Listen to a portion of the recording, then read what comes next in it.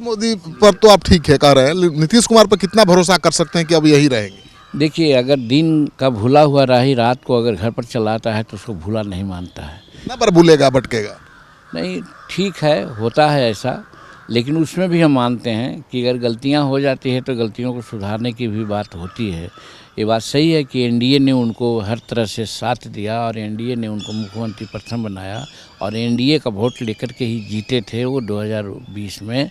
उनको किसी भी प्रकार से महागठबंधन के राज नहीं जाना चाहिए था, लेकिन एक परिस्थिति थी जिसके चलते चले गए, वो जानते हैं।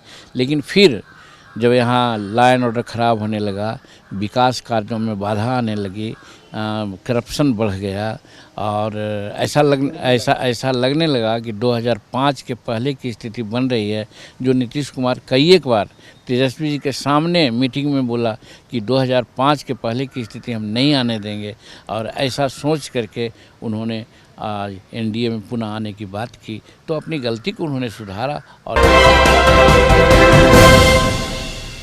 अभी मेरे साथ हैं बिहार के जाने माने नेता पूर्व मुख्यमंत्री जीतन राम मांझी जी। अपनी बेबाकी के लिए जाने जाते हैं। अभी झारखंड में जो चल रहा है मांझी जी, हेमंत सोरेन गिरफ्तार हो गए, अरविंद केजरीवाल के पीछे ईडी पड़ी हुई है, लग रहा है लड़ाई ईडी और विपक्ष के बीच चल रही है। नहीं, यहाँ पर हम ही प्रश्न आपको करना चाहते हैं, बंगाल में क्यों नहीं चल रही है, उड़ीसा में क्यों नहीं चल रही है? वहाँ तो विपक्षी की सरकार है। तो ये लोग तोहमत लगाते हैं नरेंद्र भाई मोदी जी की सरकार पर कि ये लोग जानबूझ करके चुनाव के दृष्टिकोण से ये सब काम कर रहे हैं। हम समझते हैं ये कंसेप्शन गलत है।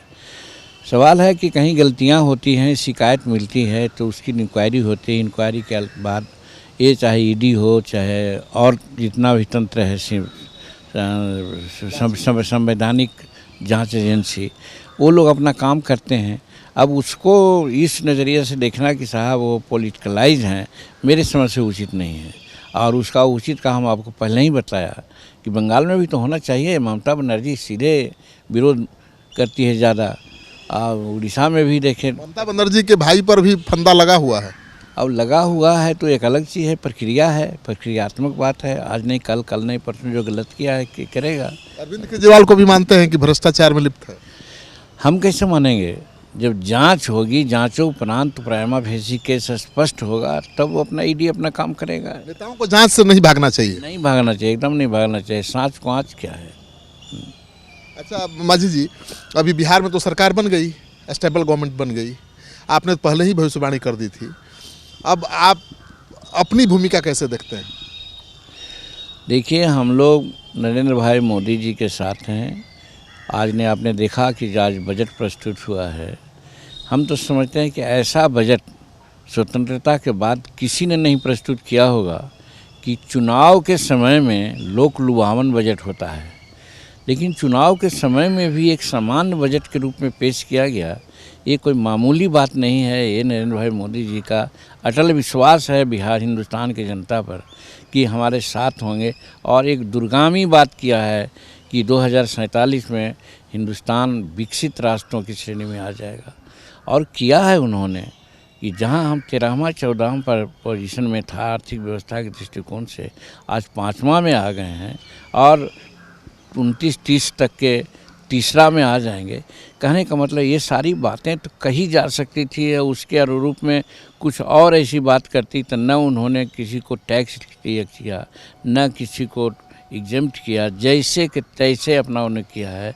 रेलवे में तो बिहार को खास करके स्पेशल लगता है कि पैकेज दिया है कि चाहे दशरथ बाबा जो पर्वत पुरुष थे, तो आप जोड़ सकते हैं कि जिस प्रकार से महर्षि वाल्मीकि जी को नाम उजागर करने के लिए अयोध्या ऐसी नगरी में एयरपोर्ट बना दिया उनके नाम से, आज संसार जानने लगा कि वाल्मीकि जी कौन थे।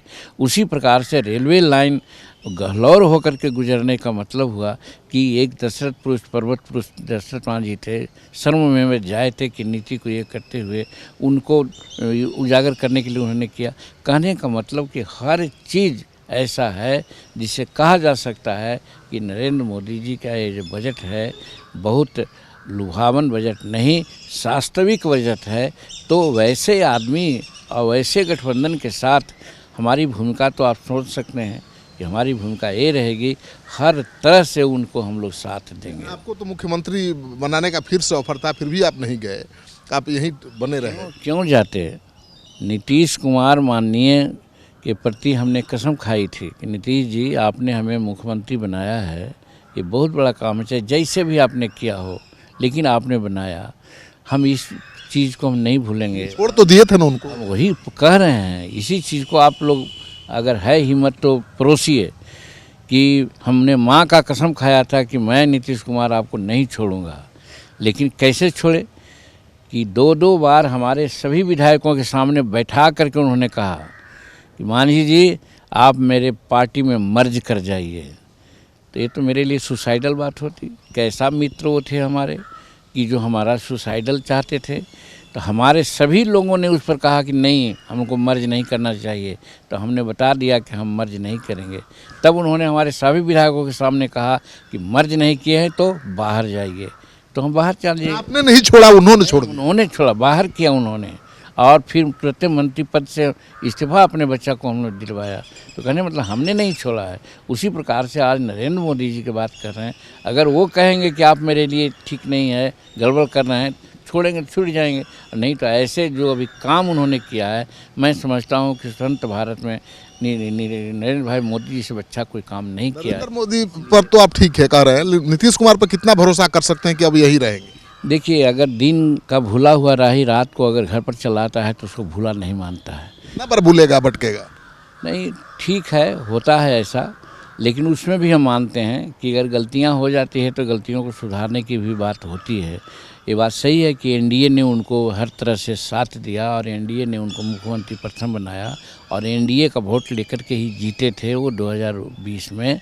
उनको किसी भी प्रकार से महागठबंधन में नहीं जाना चाहिए था, लेकिन एक परिस्थिति थी जिसके चलते चले गए, वो जानते हैं।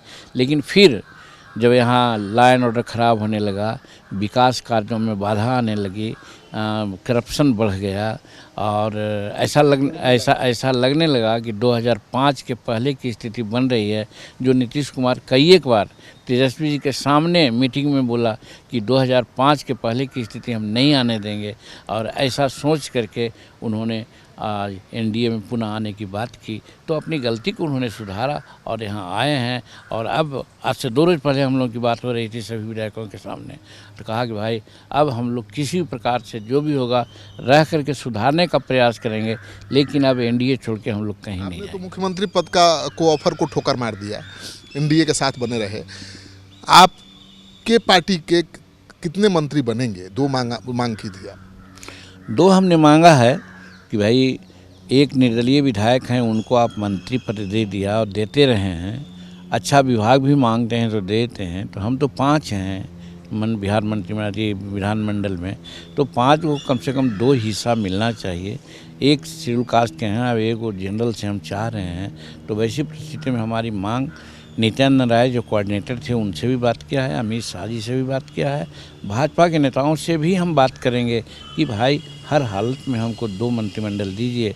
और नीतीश कुमार से भी बात किया है कि हमको 2 मंत्रिमंडल दें। तो उन्होंने कहा कि हमको कोई हर्ज नहीं है, अगर भाजपा के लोग नाम देते हैं तो हम एक और मंत्री बनाएंगे। आपको हमेशा ऐसा विभाग दे दिया जाता है जिसमें आप कुछ कर ही नहीं पाते हैं। आपकी पार्टी को आप मानेंगे कि विभाग जितना जैसा चाहिए वैसा नहीं मिला आज तक? देखिए, हमारे लोग इस विचार के हैं जिसकी चर्चा आप करते हैं। जहाँ तक जीतन मांझी के कार्यशैली की बात है, आज 43वां बरस में हम आए हैं। हम मुख्यमंत्री पद मांगे थे क्या? हमको मिला। हम कभी विश्वास आप नहीं करेंगे, हम कभी मंत्रालय नहीं मांगा है, मंत्रालय भी मिला। हम 1980 में विधायक के लिए हम टिकट मांगा था और मिला, और उस समय के बाद आज तक न टिकट मांगे हैं, न मंत्री पद मांगे हैं, न मंत्रालय मांगे हैं, और मुख्यमंत्री की बातें दूसरी, लेकिन सब मिला हमको। तो हमको इस चीज़ में विश्वास है कि हम न भी मांगेंगे तो इतना आज ज़माना ख़राब नहीं हुआ कि हम लोगों के भूमिका को लोग नज़रअंदाज करेंगे। कौन विभाग चाहेंगे आपकी पार्टी को मिले?